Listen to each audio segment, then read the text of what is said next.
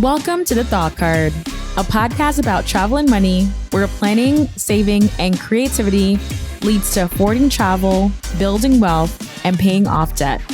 We are the financially savvy travelers. Located in the heart of Metropolitan Phoenix, Tempe, Arizona is a college town with a personality all its own. With 330 days of sunshine each year and the average temperature around 87 degrees, Tempe is a fun, refreshingly offbeat destination that embraces an active lifestyle and laid-back atmosphere. It's also a place where community matters. Splash around on a lake, explore miles of hiking and biking trails, chow down on delicious eats and not so typical treats, cheer on your favorite sports team, or grab a cold one at one of the many craft breweries. But what you may not have realized is that Tempe has a vibrant arts and cultural scene. From performing arts to contemporary art, and even the natural beauty of the Sonoran Desert, in this episode, we're going to explore 3 Tempe attractions. I hope that after listening to this episode, Tempe, Arizona will be on your radar as a destination to visit, and you'll add these specific arts and cultural attractions to your travel itinerary. A special thank you to Tempe Tourism for making this episode possible. First up is Desert Botanical Garden, a living museum which showcases over 50,000 desert plants in beautiful outdoor exhibits.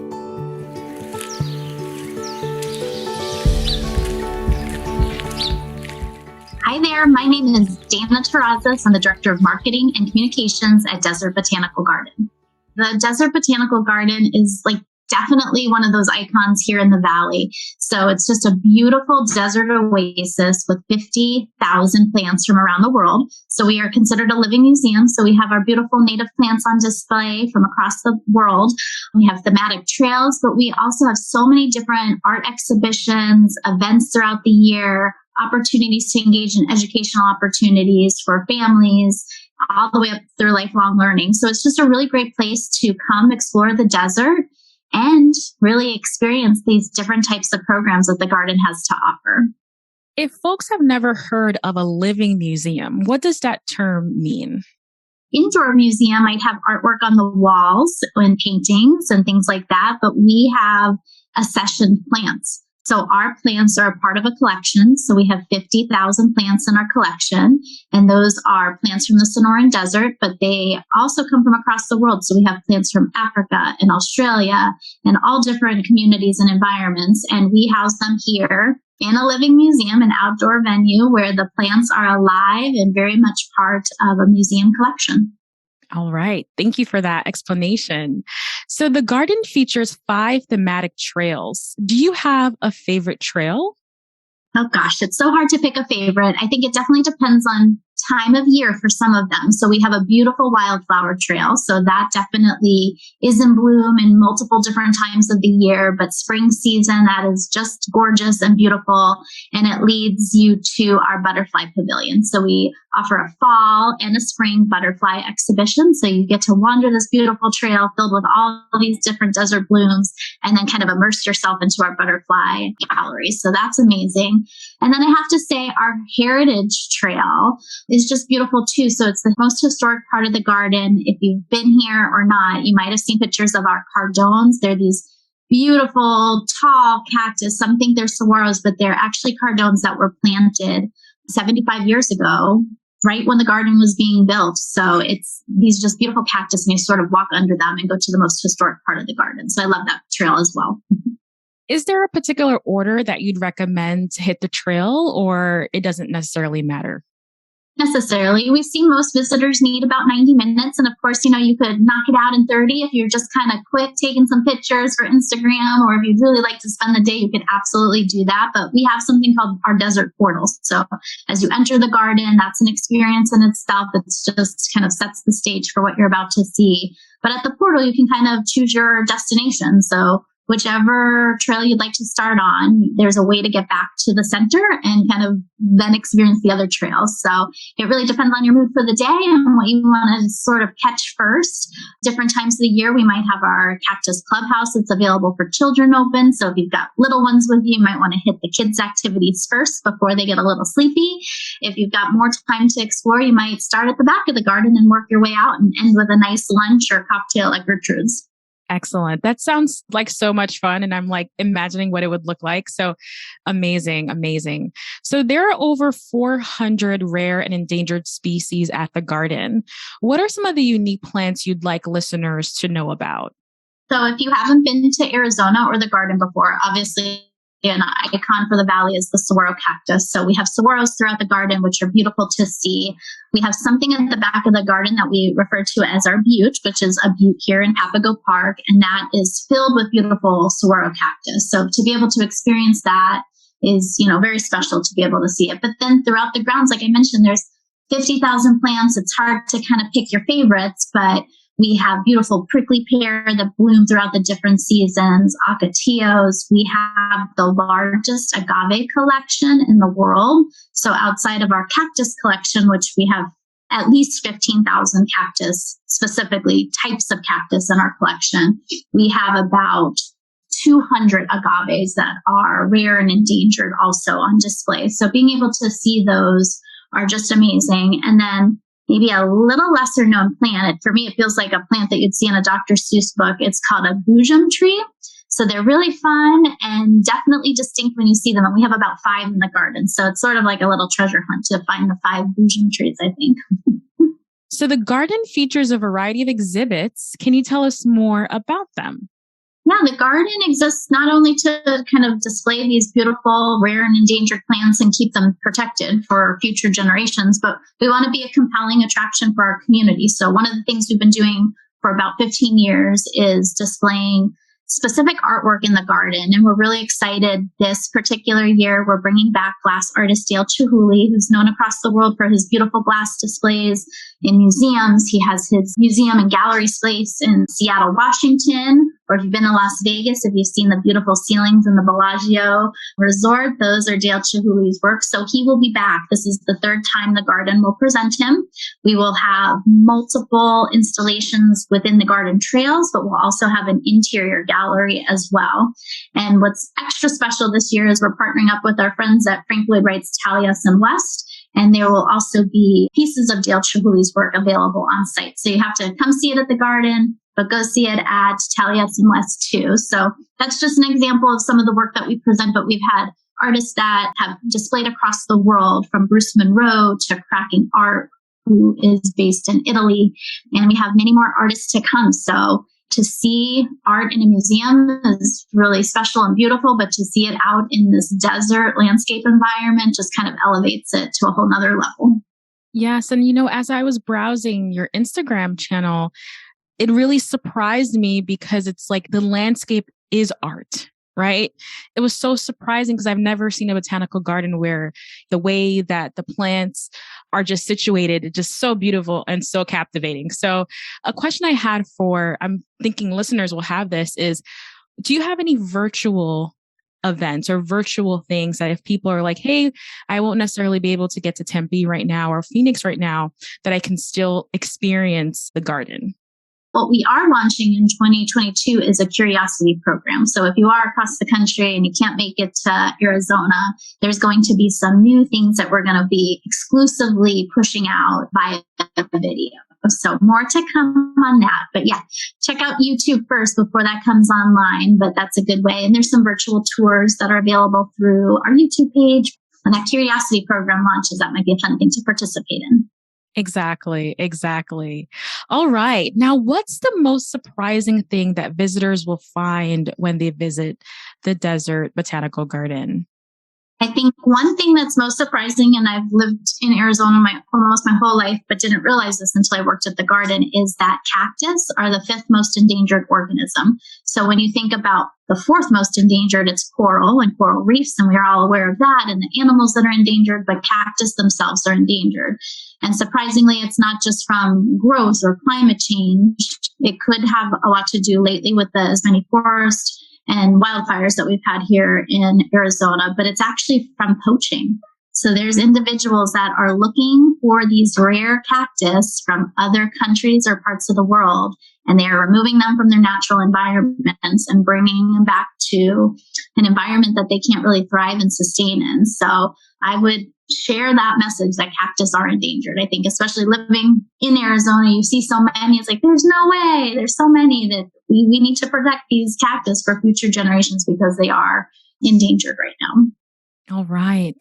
And my last question is, what's the Sonoran Desert like? If someone has never been to Arizona and visited the desert, what does it look like? What does it feel like? Is it hot?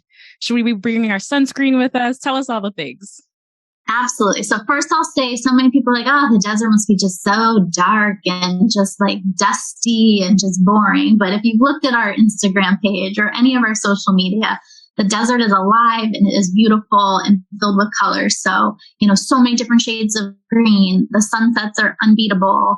And the cactus blooms and the plants that we have are filled with every color that you can imagine. So just a beautiful, vibrant community and environment here. But yes, we are hot, but that's okay because we're not humid. So it won't be snowing in the winter. So you can come, wear a pair of shorts and a tank top, check out the garden with your sunscreen on, and pretty much I'd say 10 months of the year, it's just perfect weather. And yes, it's warm, but you learn to survive those hot days since we're not shoveling snow. All right. Well, thank you again, Dana, for coming on. This was really fun. I really enjoyed learning all about the Desert Botanical Garden. Can you let folks know how they can connect with you online? Absolutely. So check out dbg.org. On that homepage of our website, you can find our social channels. We're on everything from Instagram, Facebook, Twitter, and TikTok. And we would love to eventually see you at the garden. So please make your trip to Arizona, visit the garden. And if you can't make it, stay tuned for that Curiosity program. You can tune in from your home. Next, we're heading to ASU Gammage, a historic performing arts center bringing Broadway's best to Arizona. My name is Colleen Jennings Rogensock. I am the Vice President of Cultural Affairs at Arizona State University and Executive Director at ASU Gammage. I think one of the things that's really amazing about ASU Gammage, it was built in 1964. It was the last architectural structure that Frank Lloyd Wright, the famed American architect, had a hand in, and the then president of Arizona State University, President Gammage. It was actually designed to be the opera house in Baghdad. And then King Faisal II was deposed, and so it never happened. As luck would have it, Frank Lloyd Wright and President Gammage were dear friends, and President Gammage believed that a great university should have a great performing arts center. Lo and behold, we received Gammage. And among all of the many accolades for Gammage, one of the little known facts is there are 27 different shades of terracotta in the building. So I would defy anyone to come and pick out those 27 shades. Where we are today is ASU Gammage is an internationally recognized performing arts center, the largest one in the American Southwest. We commission work, present work. We are the #1 touring Broadway house in the country. We also commission artists to be with us over an extended period of time to just work on projects and do a number of things. We see 35,000 school children in the course of a year in terms of their arts education program. We've also been in the Estrella Correctional Facility for over 2 decades and have worked with women who have been incarcerated, helping them to take off their mask of victimhood. We received Emmys and a number of other awards for our work and our filming of our work that we have done in the Estrella Correctional Facility. We are great partners across the entire spectrum of Arizona State University, which is the largest university in the country. It has a global reach. So a lot of our partnerships are also global in nature, as well as a multiplicity of campuses here in the Valley, in LA, in New York, in London, in Nairobi, and so forth and so on. It's a great extension. ASU Gammage will bring a wide array of shows from Hamilton, fresh off of its run on Broadway, to return an engagement here. We also remount national tours, which is an honor not given to many theaters. So with the advent of COVID, as Broadway is reopening again, we are remounting several national tours for the road. And then most recently, Mean Girls going out, which means a company comes in, they're with us for a period of time, then we run them, and then they're pushed out of the nest and onward.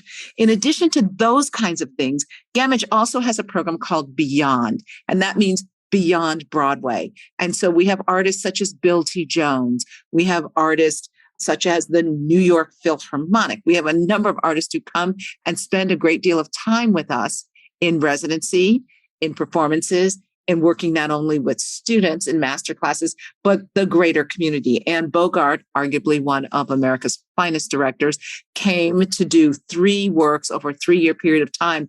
And she conducted directing workshops. And we had people come from San Francisco, LA, Vegas, Seattle. So those things happen. But in addition to the kinds of traditional works you see on the stage, we also are a place of honor. So when Senator Goldwater, Arizona's favorite son, passed away, he requested that he be laid to rest and honored at ASU Gammage. So it was the first time in the history of the state of Arizona that the entire House and Senate came to ASU Gammage to send our favorite son off to his homegoing. We've also naturalized citizens, sworn in the Arizona bar. We hosted the presidential debate where 3,500 members of the international press, including Al Jazeera, were at ASU Gammage for that presidential debate. So there's a number of things that happen at Gammage that span from traditional culture, innovative culture, world-renowned moments of importance as we move ahead.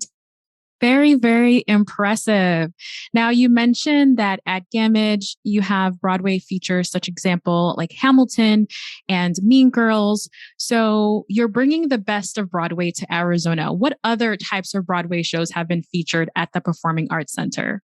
Other kinds of shows include The Lion King, which will also mark a return next summer with us. And it's such an amazing show, but it requires that you have aisles. So what people don't realize is we have continental seating. So the seating goes straight across with no aisles. We actually removed 268 seats out of Gammage to have that show. No small feat that, because it is an historic building. So each chair, while they look identical, are just slightly that much different. So every chair has to be placed in its own box, because trust me, the first time we did it, we didn't do that.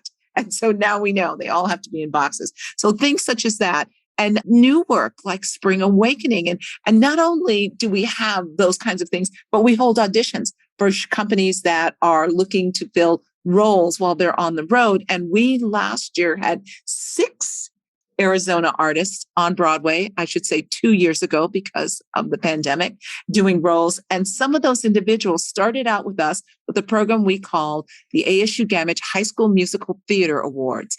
And we have high schools up to 26. We did 28 last year, audition with the musical that their high school did. We pick the best female, the best male, and we send them to New York, where they compete with other students from around the country. We have had students from our High School Musical Theater Award go from that award to roles in Dear Evan Hansen, roles in Spring Awakening, roles in Almost Famous. We are very proud of that. And I even have a New York producer that says, hey, if I need someone, I call Colleen and say, who's in the High School Musical Theater Awards? Because you guys have the best. So we do those kinds of things, and we think of it as our High School Tony Awards. We also, in terms of Broadway, play a role. I am on the board of directors of the Broadway League. I am honored to be the only Tony voter in the state of Arizona. So I represent. A little small known fact is that when I do the Tonys and do the red carpet, my gowns are designed by Arizona designers. So many Arizona designers, I've been able to give them their first, quote unquote, first big dress and kind of send them on their way, which is really an exciting thing to do. We also have looked at school, and school is so important, and how our students learn. And we have a program called Performances for Students, the Molly Blank program, Performances for Students. And we bring students not only to Gammage to see performances, but we build curriculum. So their teachers can teach in those performances. We're a member of the Kennedy Center in Performing Arts Schools. There's only 21 in the country, and we are one with the Mesa Public Schools. We also find a time to teach teachers to teach the arts and teach artists to become teachers. So we have 150 teaching artists who had worked throughout the pandemic, which was extraordinary. Speaking of which, we have also learned how to become television studios. So during the time when people were struggling and trying to figure out what to do with COVID, we actually turned our crews into television crews, and we streamed live 190 performances. And we did that nationally and internationally. We had 4 states where they tied into our schools programs so their students could have schools programs. So we were kind of a very busy group at ASU Gammage. Incredible and so inspiring. So in addition to the Broadway shows, what other types of performances can visitors expect as well? So one of the things is we are also home to the large ensembles at the Arizona State University School of Music. So you can come and hear symphonies. You can hear the choral union. You can hear the wind symphony. You can hear the organ. We have a great organ program. And in Gammage itself, in the shell, the 80-ton shell that is upstage, we house an Aleo Skinner organ. There are not that many left. And we have 3,015 pipes put in there. So it is one of those places where you can come and hear great organ music. And our graduate organ students actually do concerts there. We do a number of things that we just ask people to drop by. We do brown bag lunches. We do open tech rehearsals. We have a series of concerts so that everyone can have a chance to do it. In addition to the performance work, we have a visual arts program. And so when you come to Gammage and you walk through the lobby and the grand tier and the balcony, you will see on the wall works done by Arizona artists. So we tend to focus on collectives, whether it's photography collectives or watercolor collectives on those walls. We do have spaces for really big work. So on occasion, we will invite in a visual artist from across the country or from around the world. We try to tie into a number of programs that ASU does, like we honor Dr. King and Dr. King's legacy. I happen to chair that committee. So we have our students, our young students, K through 12, do servant leadership representations. Some of it is writing, some of it is 3-dimensional, some of it is interactive work, and we post that work on the walls. We have also worked with our Journey Home program where the women in the Estrella Correctional Facility make art, and we put that art on the wall. There are only a handful of permanent pieces in Gammage, so I want to let you know how important this is. We have a bust of Frank Lloyd Wright. We have a bronze bust of President Gammage. We have a portrait of Mrs. Gammage in our Gammage lobby. And Kate Gammage was the first development officer at Arizona State University. So she was really the first lady of development, and her portrait is in that gallery. And as well as David Scular and Mrs. Scular. David Scular was my predecessor and the very first director of Gammage. His portrait is there. And then on the center staircase, Victoria Clinto, who was an inmate at the Estrella Correctional Facility, came out, went to college, learned how to do visual arts, came back and worked in our program and had the inmates create this beautiful tree that is like a woman raising her arms. And each square is done by a different inmate. And it is on the center staircase lobby. That is all that's permanent. Everything else shifts. So it says how important the Journey Home program is and how important artists are in our valley, and that artists are in our valley, and that people understand that. And they vary in ages. Now, we'll make sure to have some photos of ASU Gammage in the show notes because I definitely want to see all of the visuals that's going on. So thank you so much for sharing all of that. Is there anything else that you'd want our listeners to know? I want our listeners to know that our mission is connecting communities. So we look at connecting communities internal to ASU, faculty, staff, and students, external to ASU, various communities, various religions and race and neighborhoods and things. So that's very important to us. It is also very important to us that everyone understand we're committed to the ASU charter, that we are measured and valued by whom we include, not whom we exclude, and the success of those we include. And I have to tell you, you can go on no better journey than to come to ASU Gammage. And when I said to several artists who come and perform, I said, understand, we have gone through two pandemics, the pandemic of COVID-19 and the pandemic of systemic racism. You are the second responders. You are the ones that make us laugh, make us cry, challenge us, help us to understand how we work together and are together. So I think that's very important, and it guides everything that we do here. Lastly, we have ASU Art Museum, a university art museum of the future, pioneering new models of arts learning and innovative approaches to contemporary art. My name is Mickey Garcia. I'm the director at the Arizona State University Art Museum.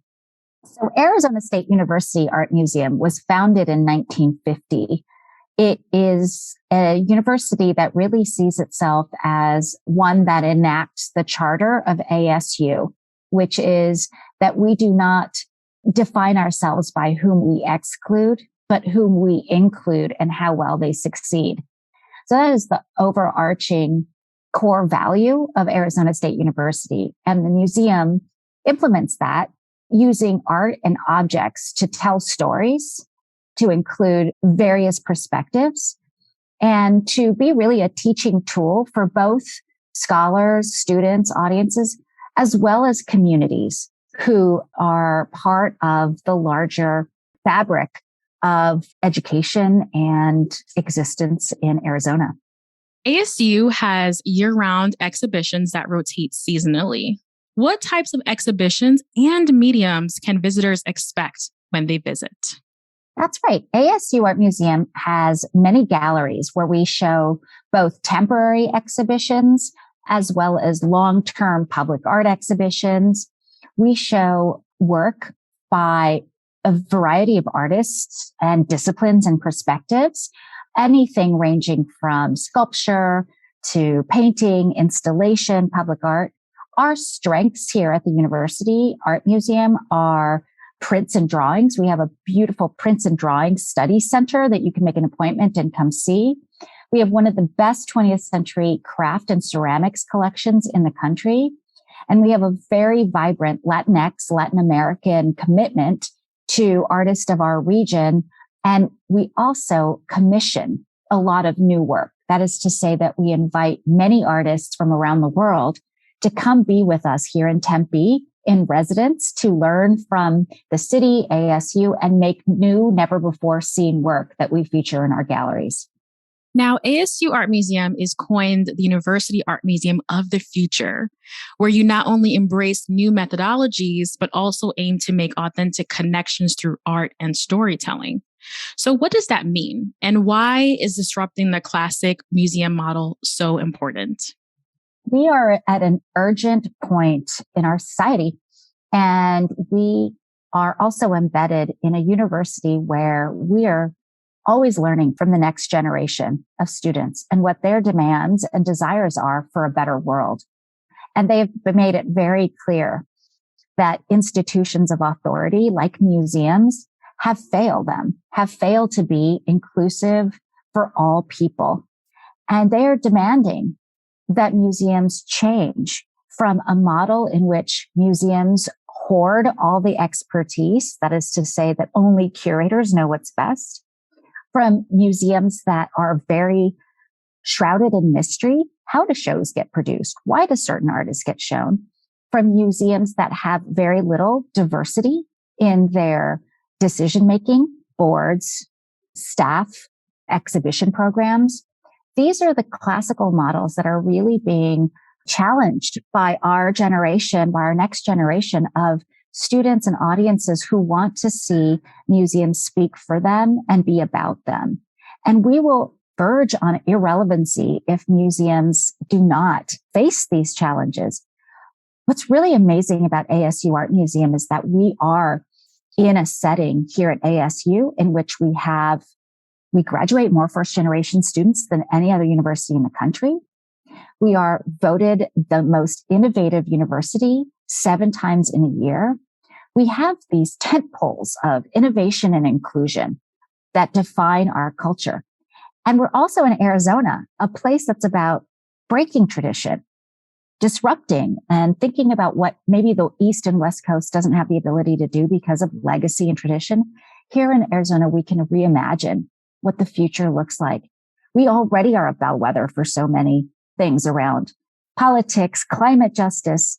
Why not the arts? We see the ASU Art Museum as really an incubator and a testing place where we can rethink what it means to be a museum for all. And we actually have had over 20 years of commitment to making sure that the exhibitions we do, that the stories that we center are really reflections of the people in our region and the art of our time and the issues of our time. Excellent. Excellent. Very inspiring. Very, very inspiring. So throughout the episode, we are featuring art in Tempe. So do you work with local Tempe artists? And if so, what types of artists do you work with? We do indeed work with Tempe artists. I can tell you that just this summer, we worked with Kristen Bauer and Emmett Potter. They were included in a series of exhibitions that was called Pilot Projects. And it was a series of responsive, adaptive projects that were in response to COVID-19 closures and also the murder of George Floyd and so many others. We wanted to be agile and flexible. So we turned to a lot of local artists, both in Tempe as well as beyond in the Greater Valley, to come and make things like film, sculpture, painting, all outside so that people could see them throughout the year. We did that. And we have worked with many Tempe artists throughout. What we do is we don't consider ourselves a specifically local art museum. What we want to do is bring the artists who are making amazing artwork in our city in conversation with national and international artists so that we can be part of a larger conversation. And we do that all the time. All right. Is there anything else that you'd like listeners to know about ASU Art Museum? ASU Art Museum right now is this hidden jewel that we're really trying to make everyone learn about. It's free. We are free and always open to the public. And we're really interested in getting viewer feedback. What do you want from a museum? Come and tell us. We're all ears. Now, I'd love to hear from you, financially savvy travelers. Which of these attractions are you most excited to check out? Maybe you have one in particular, or you're geeked out about all of them just like me.